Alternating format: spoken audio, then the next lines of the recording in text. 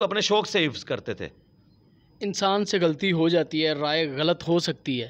Doctor Zakir Naik بھی ہو سکتے ہیں غلط، سارے علماء ہو سکتے ہیں. کبھی ایسا لگا کہ محمد انجینئر محمد علی مرزا صاحب وہ بھی ان کی رائے غلط ہوئی ہو اور انہوں نے رجوع کیا ہو، ایسا ہو موقعوں سکتا کے اوپر میں نے رجوع کیا ہے جی. غلطی تو کسی سے بھی ہو سکتی ہے اور الفاظ کے چناؤ میں بھی ہو سکتا ہے، لیکن بعض اوقات جو چیز شریعت کی گرفت میں نہیں آتی ہے اس کے اوپر میں قطعاً رجوع نہیں کبھی کرتا.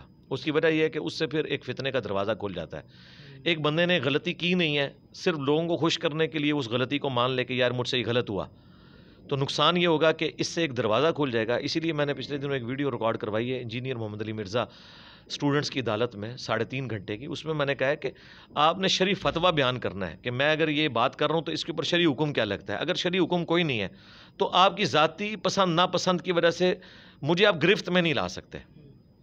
مجھے گرفت میں تب لائیں اگر میں کوئی قرآن و سنت کی حد کو پھلانگتا ہوں، پھر آپ کہیں کہ یہ کیا. مثلا میں نے کبھی کسی صحابی کا نام لیتے ہوئے رضی اللہ عنہ کہنا بھول گیا تو اس پہ کوئی شرعی گرفت نہیں ہے. بخاری مسلم میں ہزاروں احادیث میں صحابہ کے نام کے ساتھ رضی اللہ عنہ نہیں ہے، امہات المومنین کے ساتھ نہیں ہے، لیکن کسی نے نہیں گستاخ کہا. ان عائشہ ان ابی ہریرہ 7 حدیث سٹارٹ ہوئی ہے. ایک چیز کو محدثین نے پروٹوکول کہا، وہ نبی علیہ السلام کا تھا کہ صلی اللہ علیہ وآلہ وسلم لکھتے تھے. تو اگر امام بخاری امام مسلم صحابہ کے ناموں کے ساتھ رضی اللہ عنہ لکھتے بھی ہیں، زیادہ جگہ نہیں لکھتے، وہ لکھ کے اگر گناہگار نہیں ہوئے، گستاخ نہیں ہوئے، تو میں کیوں ہو گیا؟ ٹھیک ہے، میں تو پھر بھی زیادہ دفعہ استعمال کرتا ہوں. میں تو علیہ السلام بھی کہتا ہوں، میرے پمفلٹوں میں بھی پورا حضرت معاویہ کے ساتھ رضی اللہ عنہ لکھا ہوا ہے، باقیوں تو چھوڑ دیں، ان کے ساتھ بھی ہم رضی اللہ عنہ کہتے ہیں.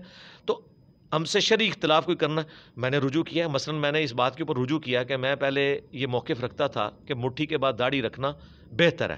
پھر مجھے اندازہ ہوا کہ نہیں، یہ میرا موقف غلط ہے. صحابہ اکرام مٹھی سے زیادہ داڑھی کو بڑھنے نہیں دیتے تھے. حضرت ابو ہریرہ، حضرت ابن عباس اور ابن عمر، تینوں صحابہ داڑھی حدیثیں روایت کرتے ہیں اور تینوں مٹھی کے بعد داڑھی کاٹتے ہیں. اور ان کا موقف ہے کہ چونکہ نبی علیہ السلام کی داڑھی نہر تک تھی اور لمبی نہیں ہوئی مٹھی سے زیادہ، وہ بڑھنے نہیں دیتے تھے.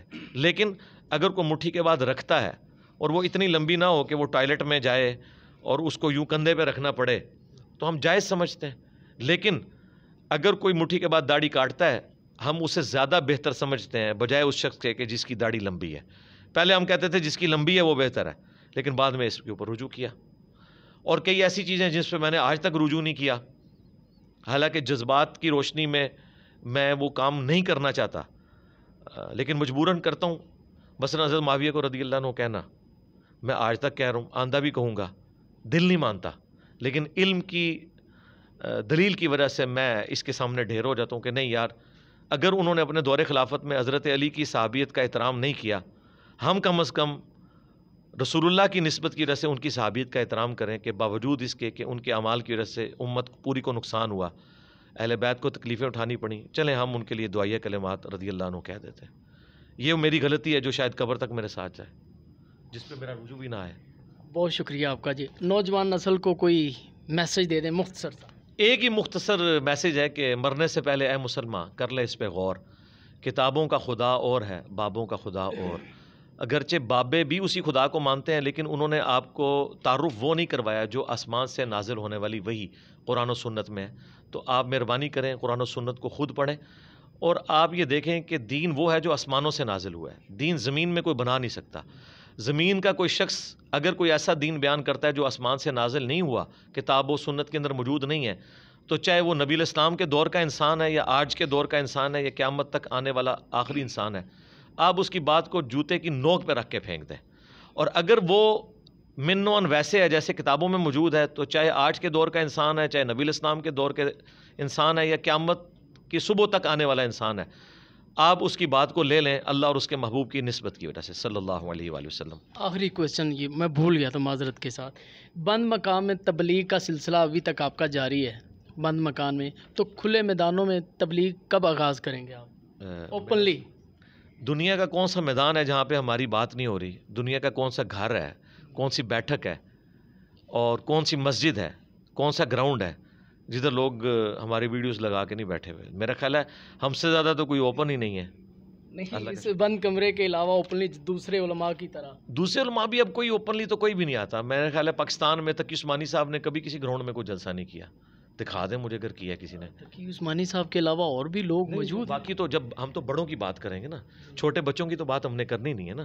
دیکھیں امت کے لیے رول ماڈل جو ہیں وہ تو بڑے علماء ہیں نا, جو دین کا کام کرنے والے ہیں.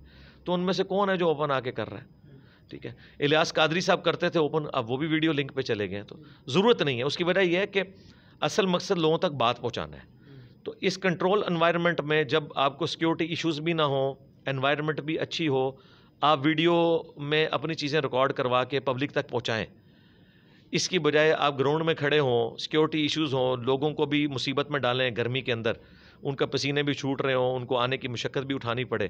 اس کی بجائے یہ نہیں ہے. اور پھر سب سے بڑی بات, یہ لوگ اپنے گراؤنڈز کے اندر مسجدوں میں جتنے مجمع بھی اکٹھے کر لیں, اس کو آپ 1000 سے ملٹیپلائی کریں تو اس سے زیادہ ہماری ویڈیوز کی ویورشپ ہے.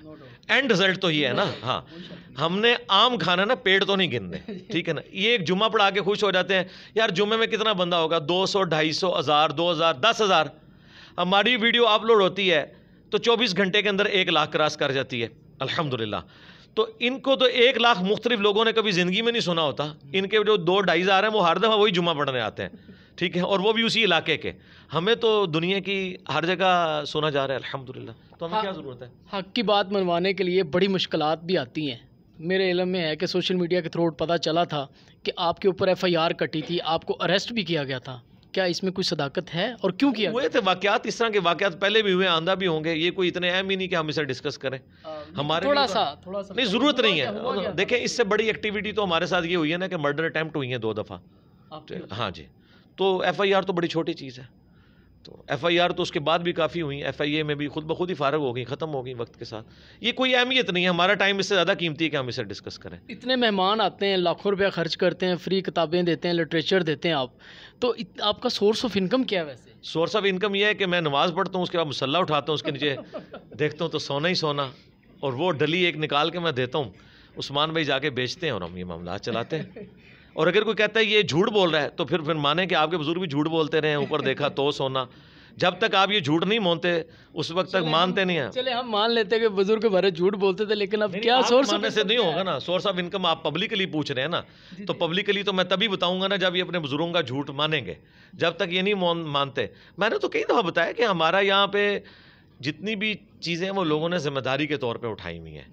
اگر ایک بندہ ویڈیو میں ریکارڈنگ کر رہا ہے تو وہ